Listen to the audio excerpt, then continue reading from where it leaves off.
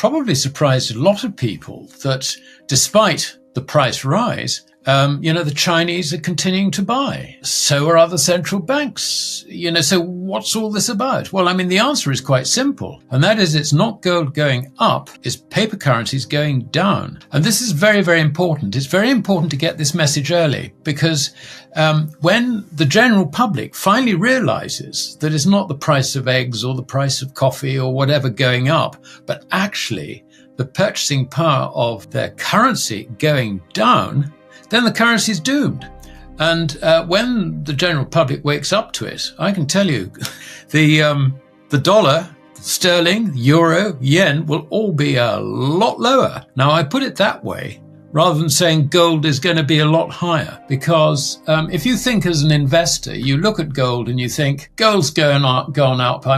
As we talk, I don't know what it'll be when this is released, but as we talk, it's had a good day. I see it's up $18. It's currently trading at 2,712, challenging the levels we saw, 4 weeks ago. If it breaks that, then it's going to go and hit new highs and so on. But do we really want to pay this much for gold? Perhaps we should hang on and wait for a decent shakeout. It's gone too far. But the point they miss is it's not gold going up. It's the currencies going down. Now, obviously, nothing goes down in a straight line or in an even tempo. But I think if you understand that, then you understand that really what your strategy should be is not trading it, but actually accumulating it and accumulating the physical, not paper. Now, this is a very, very important point. And of course, the whole of the investment industry has a difficulty here because gold is not a regulated investment. So how do you get it past your compliance officer? Well, the answer is you go out and buy ETFs. But your problem with the ETF is you don't own the gold. And worse than that, not only do you not own the gold, you don't actually own the shares in the ETFs unless you have specifically decided to take delivery of certificates. Now, this is a very important point because the owner of, the owner of the certificates, in effect, is, the clearinghouse, the intermediary, the big boys in the middle, basically, who guarantee settlement, Euroclear, whatever. And why have they got it? Well, the answer is quite simple. You've got a huge, great derivative mountain, which is absolutely enormous. And the fear is that at some stage we get a crisis and that could be jeopardized. So what they want is your stock to have as collateral to deliver in order to ensure that whole mountain of deliveries of derivatives doesn't collapse. So, ETFs don't get you out of it. The answer basically, I'm afraid, is you've got to accumulate coin and bars, both gold and silver. Silver I regard as gold on steroids because, the gold-silver ratio is just crazy. At 85 or something as we speak. This is nonsensical. I don't see it going back down to the sort of 15, 16, if you like, when when silver was treated or valued as money. I don't think we're going to get there. But these levels on the ratio are just absolutely crazy. And as gold goes up, silver will go up twice as fast to bring that ratio down to something which is, if you like, more sensible. So I think, 2024 was interesting. 2025 is going to get even more interesting, I think. I would see these currencies, the fiat currencies, going down in 2025, at least as much as they've gone down in terms of their purchasing power, measured against real money, which is gold. And there are other problems in the background. And I think one thing that could really drive this very, very hard is the debt mountains that governments have. I think the psychology of it in the West, we are so far behind. We really are. And if you look at the mining sector too, there are mines which are so incredibly cheap.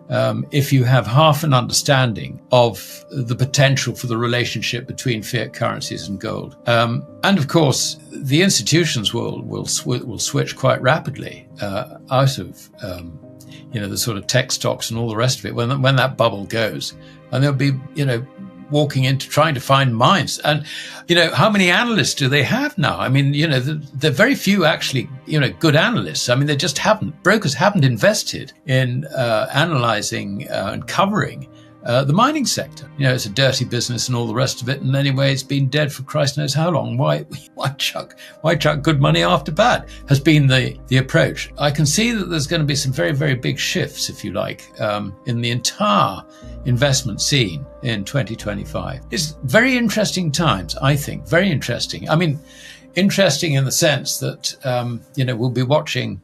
It's rather like a public execution. You'll be watching people dangling on an end of a rope, sort of speculating how long they're going to be twitching. Sort of thinking, hold on, this could happen to me.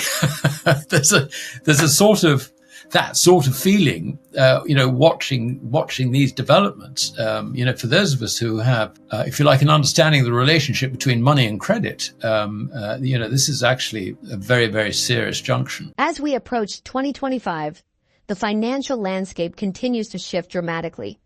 Gold and silver, often dismissed as relics of the past, are asserting themselves as vital assets for preserving wealth and navigating the challenges of an increasingly unstable global economy.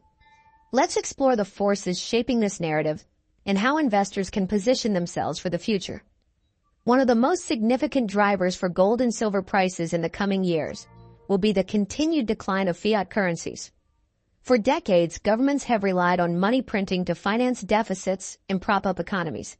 This strategy, while politically expedient, has eroded the purchasing power of currencies like the dollar, euro, yen, and pound sterling. In 2024, we witnessed another wave of inflation that outpaced wage growth, pushing more people into financial distress. Alasdair Macleod predicts that 2025 will exacerbate this trend. As inflation becomes harder to control, central banks will face mounting pressure to cut interest rates, even as this further devalues their currencies. The psychological tipping point for the public will be realizing that it's not the price of goods rising, it's their money losing value. When this understanding becomes widespread, the collapse of confidence in fiat currencies will be swift and irreversible. Western governments are trapped in a debt spiral. In the United States, federal debt has exceeded $36 trillion, and interest payments are consuming a growing share of the budget. Other G7 nations face similar challenges, with debt-to-GDP ratios reaching unsustainable levels. This debt burden creates a vicious cycle. Rising interest rates increase the cost of servicing debt, forcing governments to borrow even more. The only way out is through inflation, devaluing the currency to make debt cheaper in nominal terms. However, this strategy further erodes purchasing power, driving more people toward gold and silver as safe haven assets. In 2025, this dynamic will likely reach a breaking point. With central banks printing money at unprecedented levels, the stage is set for a currency crisis that could rival or exceed the scale of previous financial collapses. One of the most intriguing developments in recent years has been the aggressive accumulation of gold by central banks, particularly in Asia and the Middle East.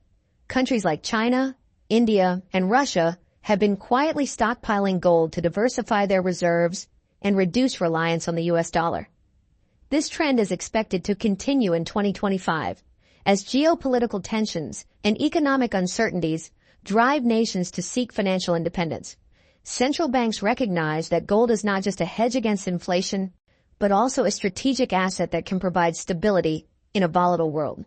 For example, China's ongoing efforts to buy gold, despite official claims of a temporary pause, reflect a long-term strategy to insulate itself from potential economic and political shocks. Similarly, Russia's de-dollarization campaign has been accompanied by significant gold purchases, highlighting the metal's role as a cornerstone of financial sovereignty. While gold often steals the spotlight, silver offers perhaps an even more compelling investment case. The gold-to-silver ratio, which currently stands around 85-1, is historically high. This suggests that silver is significantly undervalued relative to gold. Silver's dual role as a monetary and industrial metal adds to its appeal. In addition to its use in coins and bullion, silver is a critical component in technologies such as solar panels, electronics, and medical equipment. As the global push for renewable energy accelerates, demand for silver is expected to soar. Investors who recognize silver's potential now have a unique opportunity to capitalize on its upside. Historically, when gold prices rise, silver tends to outperform, often delivering gains twice as large. This makes silver an attractive option for those looking to maximize returns in a precious metals bull market. Another area poised for growth in 2025 is the mining sector. Precious metals mining companies have been largely overlooked by institutional investors, creating a valuation gap that savvy investors can exploit. As demand for gold and silver rises, mining stocks are likely to see substantial appreciation. However, the lack of experienced analysts covering the mining sector means that many institutions will struggle to identify quality assets. This creates an opportunity for individual investors to get ahead of the curve. By focusing on companies with strong fundamentals, low production costs, and significant reserves, investors can position themselves for outsized gains as the market catches up. Geopolitical tensions are another factor driving the appeal of gold and silver. From conflicts in Ukraine to trade wars between the U.S. and China, the world is becoming increasingly unstable. These uncertainties amplify the need for safe haven assets. For instance, the weaponization of the U.S. dollar through sanctions and trade restrictions has alienated many countries, prompting them to seek alternatives. Gold and silver offer a way to bypass the dollar-dominated financial system, providing nations with a level of economic autonomy. Moreover, as global alliances shift and new economic blocs, like BRICS, gain prominence, the role of gold and silver in international trade is likely to grow. These metals are not just commodities. They are tools for reshaping the global financial order. While institutional investors and central banks have been increasing their exposure to gold and silver, retail participation has remained relatively muted. This is expected to change in 2025 as inflation and economic instability become more apparent to everyday savers. When retail investors enter the market, they often do so in a frenzy, driving prices higher at an accelerated pace. The combination of retail demand and continued institutional buying will create a feedback loop that propels gold and silver to new heights. Accumulate physical metals.